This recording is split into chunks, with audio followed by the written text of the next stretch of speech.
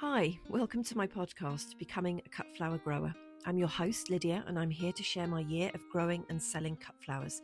I'll be giving you the lowdown on everything I'm doing and sharing all the highs and lows, the good times and the inevitable disasters, all in real time.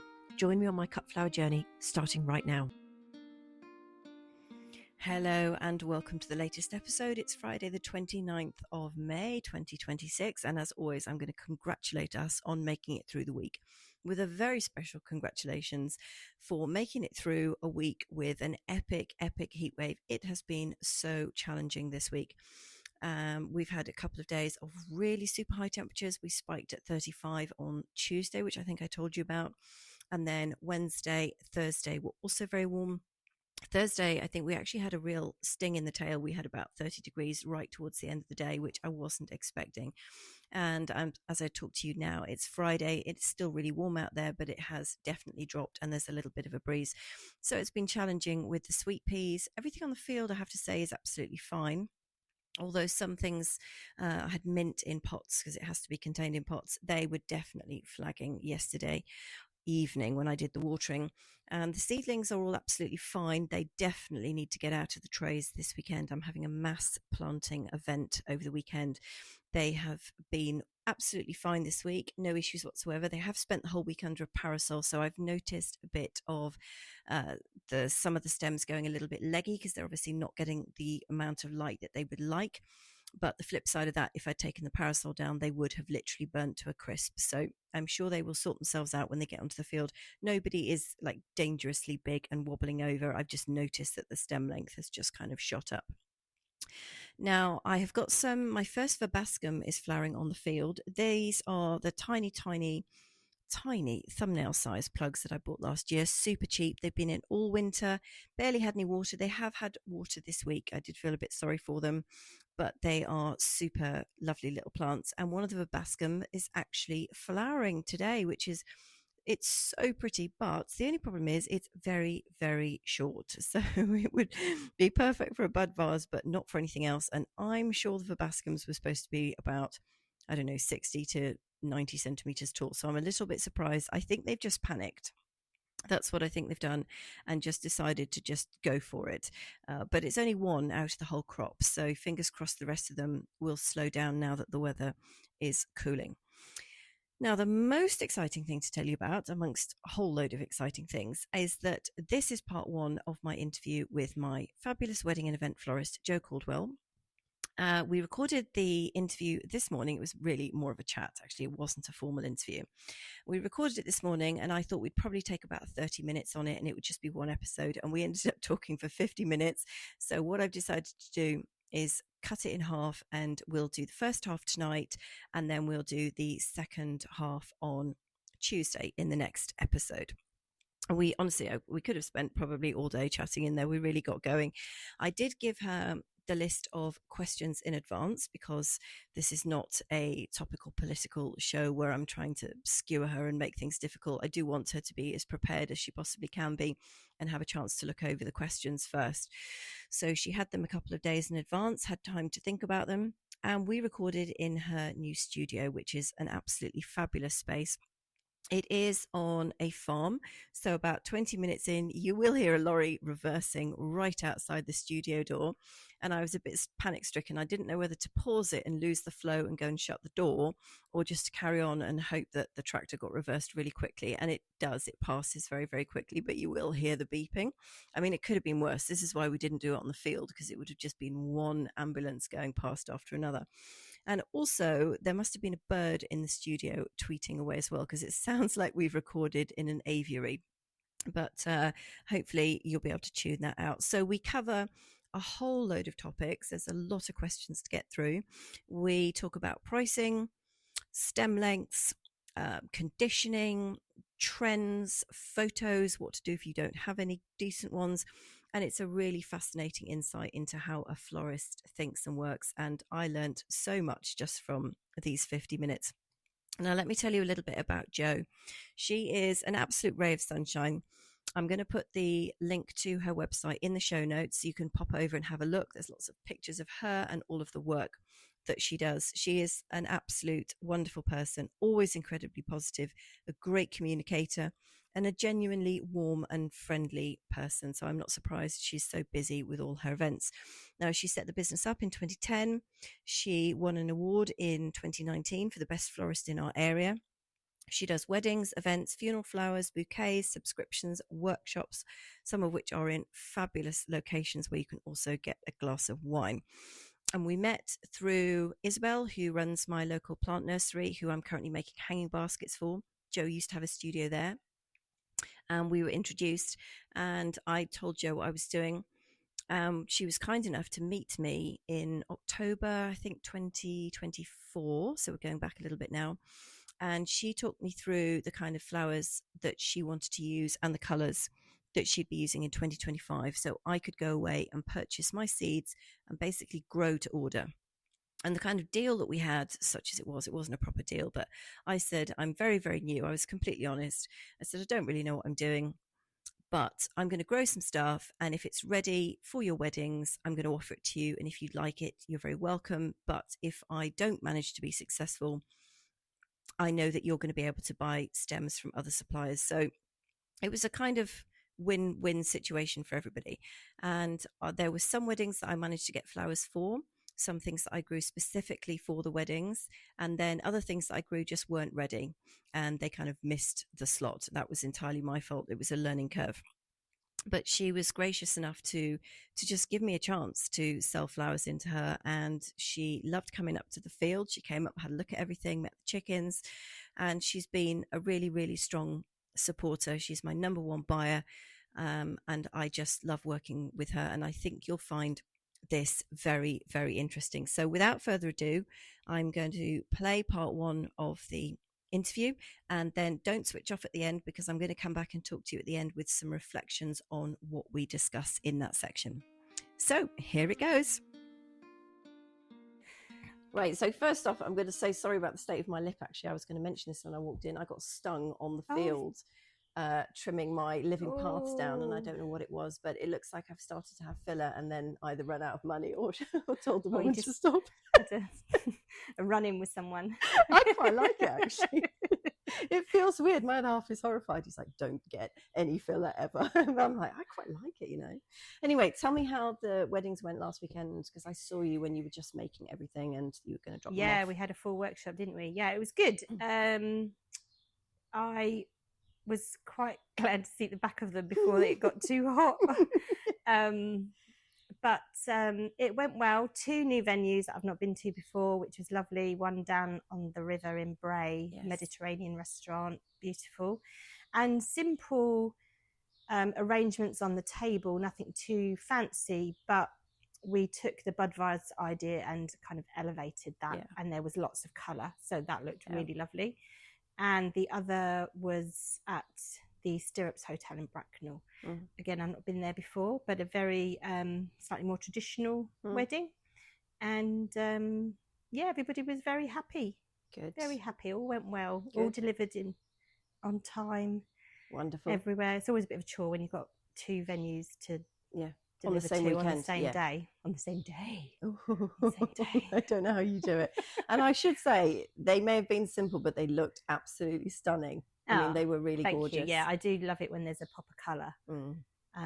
And when you're on the river, you know, you're in a restaurant, it's all white tablecloths and you've got the backdrop of the river, and to have that pop of colour was just the right thing to do. And what was the food like? Because I know you ate there as well. Was it any good? I did go there. It was lovely. It was lush, yeah. Yeah, it was really nice. Yeah, I like that. I've always enjoyed it too. Oh, good. Okay, well, look, let's get started with the questions. Thank you for sending your questions in for Joe. First question is from Ali, Bank Farm Flowers. She's in the Midlands. And her question is, I've picked up a couple of posts about brides requesting some hints of blue in their flowers this year. Do you have any advice on how to play the trends for growers, given the lead times we operate, and whether it's safer to stay with more neutral blush tones that are maybe more enduring? What do you think, Jo? Well, I've got all of my mood boards for my wedding clients out in front of me now. And there's definitely a blue trend, that's for sure. There's 3 or 4 weddings here with a definite blue and white. And I've just done a quote for next year with the same blue and white. Mm-hmm. So that's definitely a trend that's continuing, probably. The neutral blush tones, there's always a place for those. There's always going to be your pink wedding. There's always going to be your classic white wedding, which are lovely. But then there's always, and this probably is the more people more, leaning more into the season. There's always going to be those weddings where they just want real pops of colour, like I just spoke about. We had corals and yellows and blues and pinks, and I've got a couple more of those weddings coming up later in the year where we can really lean into the dahlia season and make the most of those. So I suppose there's no right or wrong. I mean, the question I think is maybe the timing, because I know I tried to grow blue things for last year, and some of them I got ready in time and others I didn't. And if you miss the boat like I did for the nigella and stuff, then you've got a crop that you can try and sell it to someone else, but it's kind of not suited for you, and therefore you then have to go and buy it from somewhere else. My bluey purpley weddings are definitely kind of July, August, September. And then your whites and your pinks run through the year, and then your hot colours. I know I did one this weekend, but making the most of gorgeous peonies, because I think I had 3 different types of peonies in one, the Sarah Bernhardt, the Coral Charm, and another one, but also some really hot pink and orange roses. But those colours again tend to come through in late summer. And as I said, dahlias and things like that. So I don't tend to push anybody into a trendy colour. No. There's no 2 weddings are ever the same. No 2 brides are ever the same in terms of what they want. You could have a white wedding, but they want totally different flowers or style. Maybe one's a more white meadowy look and the other is a bit more classic with calla lilies and roses. So I try to ignore trends and just go with what we love. Yeah, exactly. So I think maybe I would suggest to Ali about, hedging your bets in a way. Maybe have the bulk of things is blush and white that you can sell throughout the whole season. Go for some, hints of blue or whatever the trendy colour is, but don't overly rely on it in case something happens to the crop or whatever. And have a good mixture. Yeah, but as we've worked together, some of these quotes that I put together for this year, I knew about last year. Yes. And before you're buying or thinking about what to plant. And I've obviously already got some customers in the bag for next year, which we can also talk about. So it's, I guess, I know your season is, you've got your time scales, but then I've got sometimes quite long lead times, and we can plan ahead and talk about what you could potentially grow for me to fit in with my colour schemes.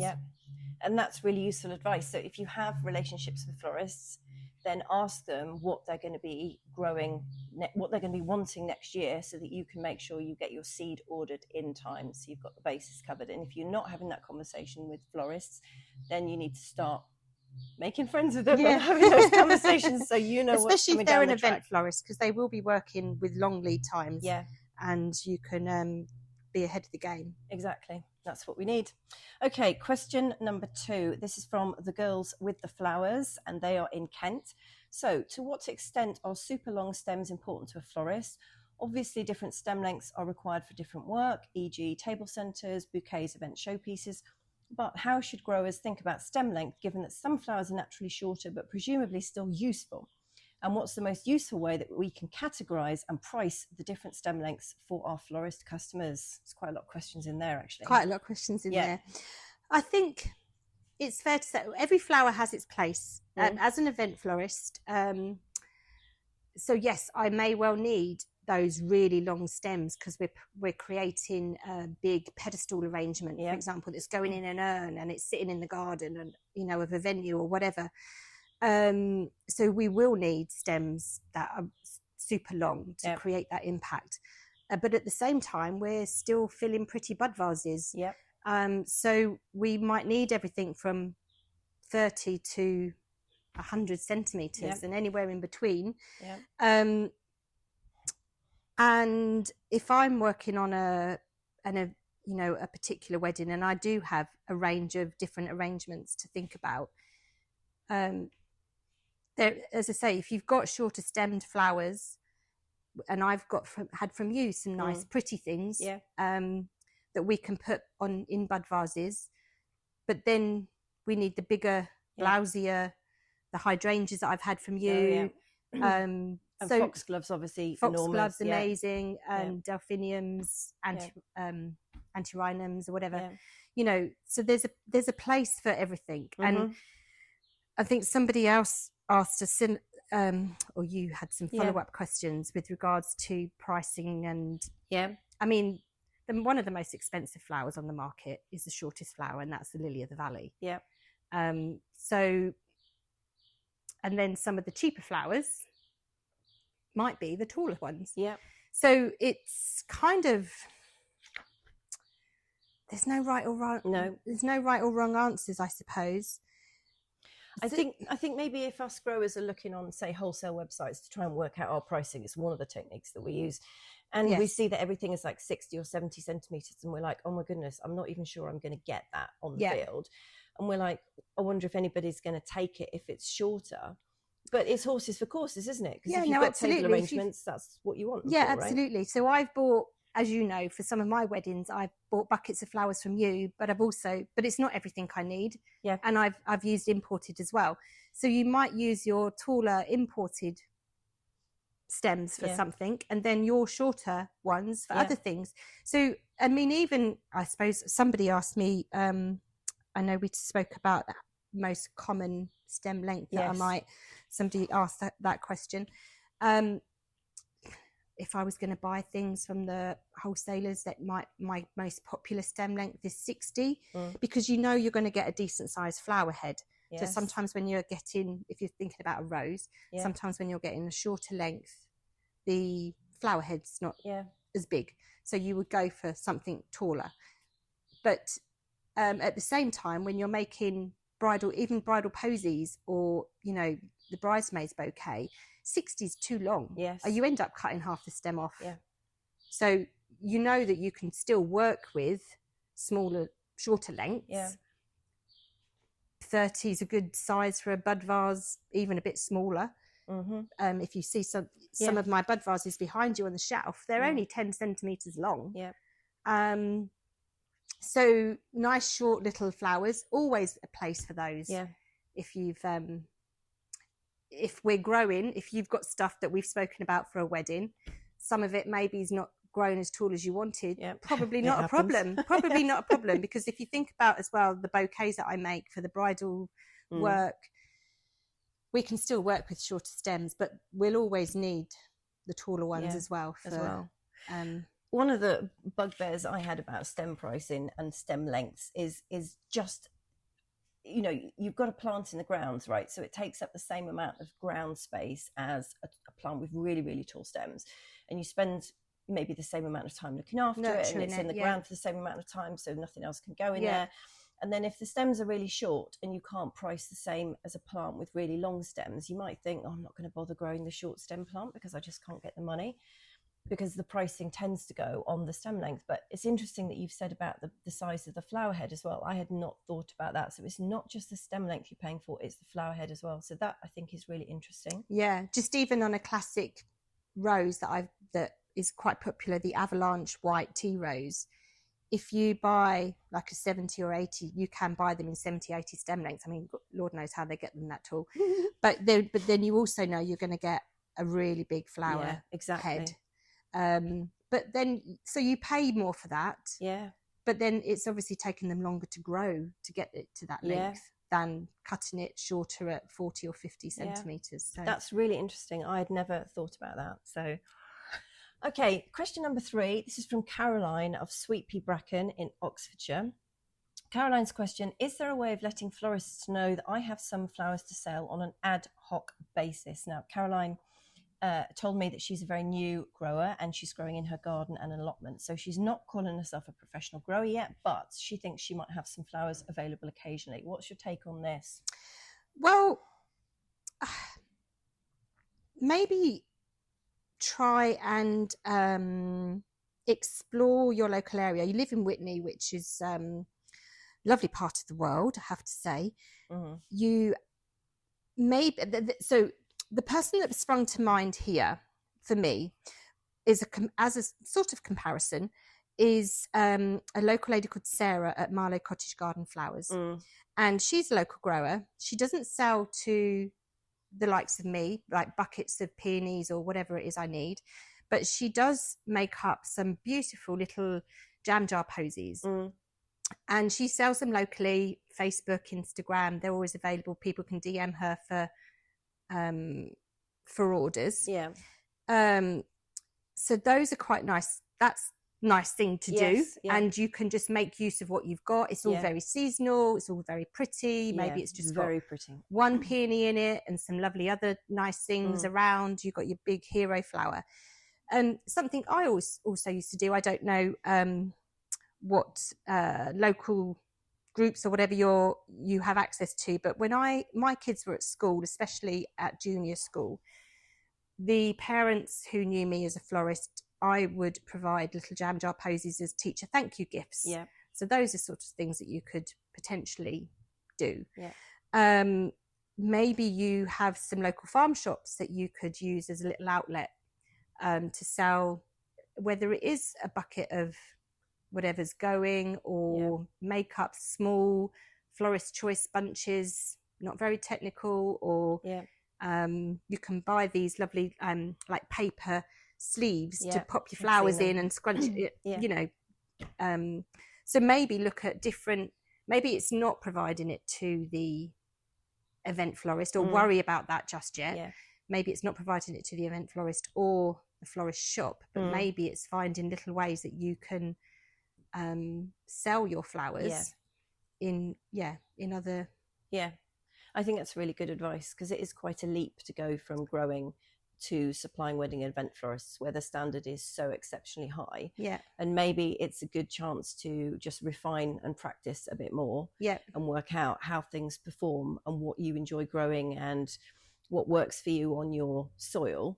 And then when you've got really good at it and you've got a bit of confidence and you know that you can generate X number of stems and they're all perfect, then you can start thinking about going to wedding and event florist, if that's something you want to do. Maybe there's some restaurants locally that you could that's a good idea. Chat to, because they're always filling bud vases with try and convince them not to buy their flowers from the supermarket. You know, not to buy their unexciting roses from the supermarket, and you know, buy a lovely seasonal bucket for their bud vases from you instead. And local pubs as well, because there's nothing worse for me than a little tiny thing of like dead dried flowers. I cannot stand dried flowers.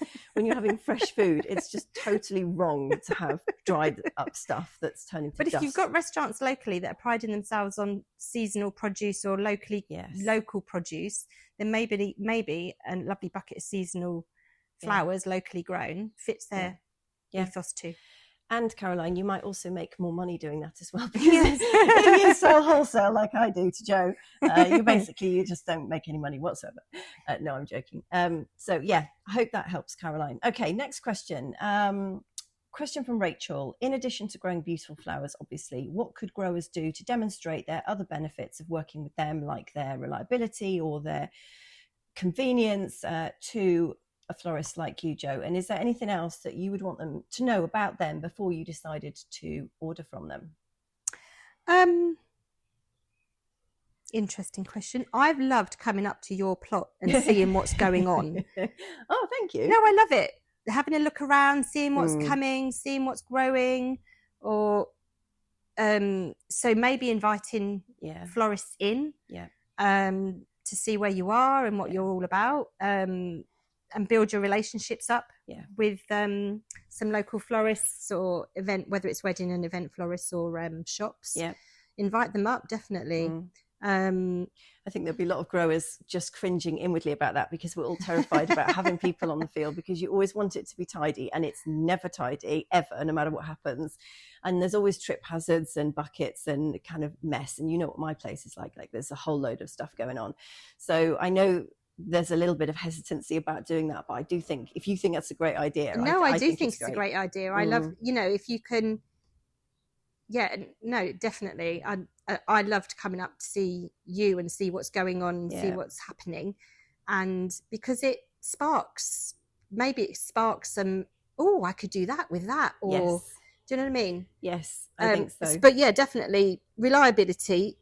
I mean, we all know that you've got the joys of the British weather yes. to contend with. Yeah. And so sometimes it doesn't always work out. Yeah. But it is what it is. Yeah. Convenience, yes. Yeah. I don't have time to be driving around 6 different growers picking up this, that and the other. So working out some way of either getting it to us or whatever. Ease of ordering, and I mean, some of these things are quite hard to demonstrate in a way before you start working. So really, I guess it sounds to me like you're saying the relationship that you build with the florist early doors is more important. Then get an order, deliver it perfectly, and then the florist is more likely to order from you the next time. Listen to your florists and, see what work with them on how they want things supplied or... somebody else asked a question. I might be jumping the gun, but I think it's slightly linked about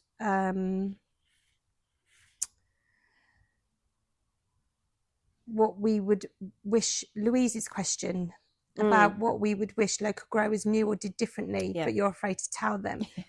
And would you like your stems pre-bunched or absolutely no elastic bands or tie or whatever? If there's one thing about buying with imports is all the packaging, whether it's elastic bands, and yes, I can reuse my elastic bands, but not by the number of, or those horrible elastic ties. Oh yes, I hate those. Yeah, so none of those. But work with your florist and listen to them in terms of how they would like their flowers. Whether wrapped in, I know some of them like tulips work well if they're wrapped in a bit of paper or whatever.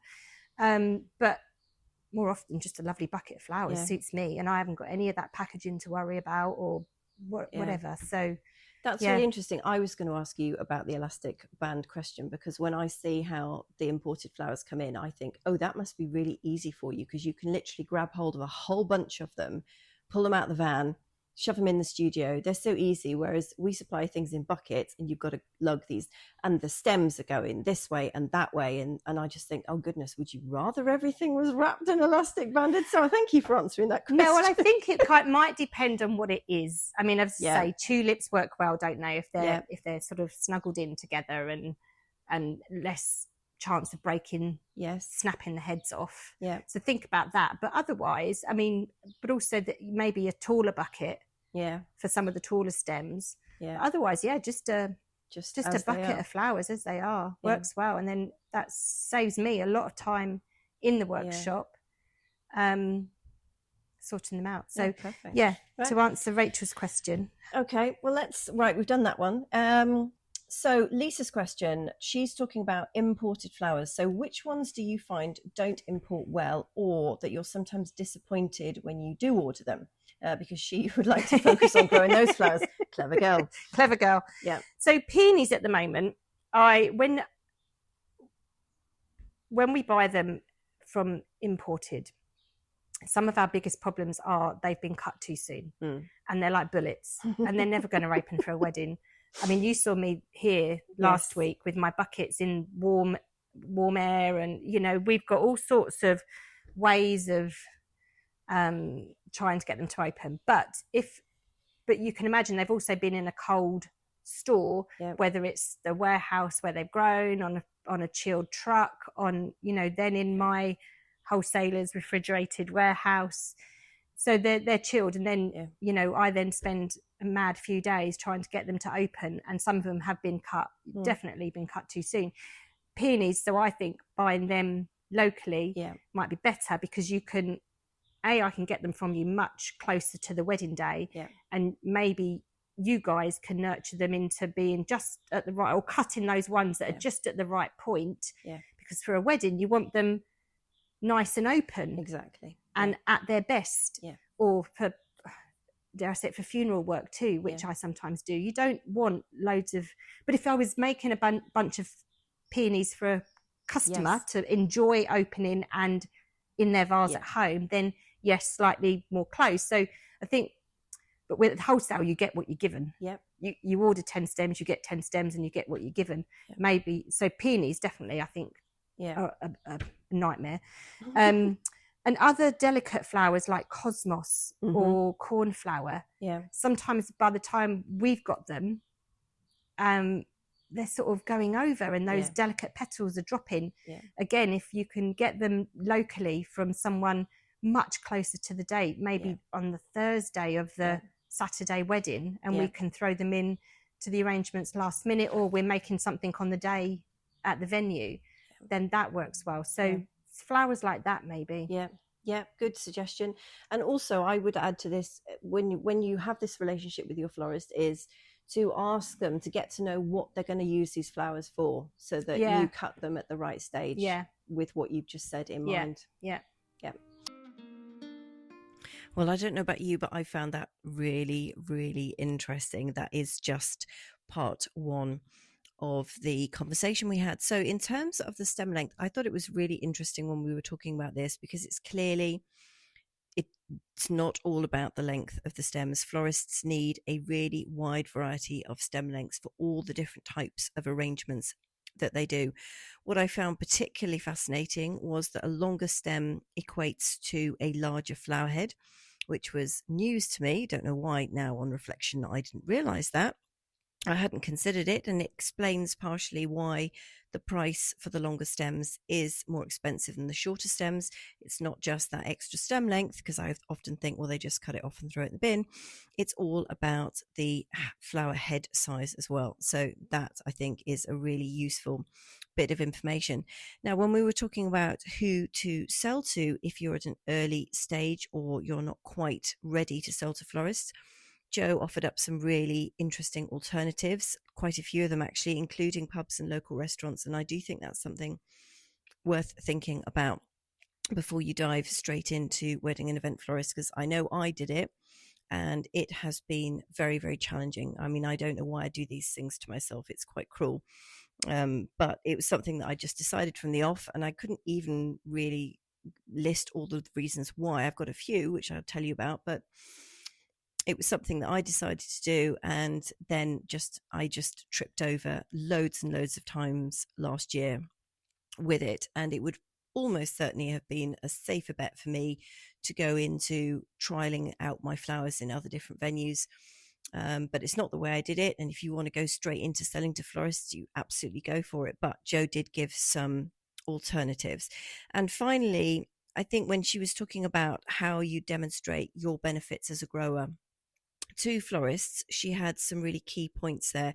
I mean, she talks about how she loved coming up to my field to visit the growing space, and I think that would be a brilliant thing to do. I would encourage you. And now I know we all put up these not barriers, but we're like, oh, it's too messy, it's not ready, I haven't finished this, I haven't done that, it's not tidy enough.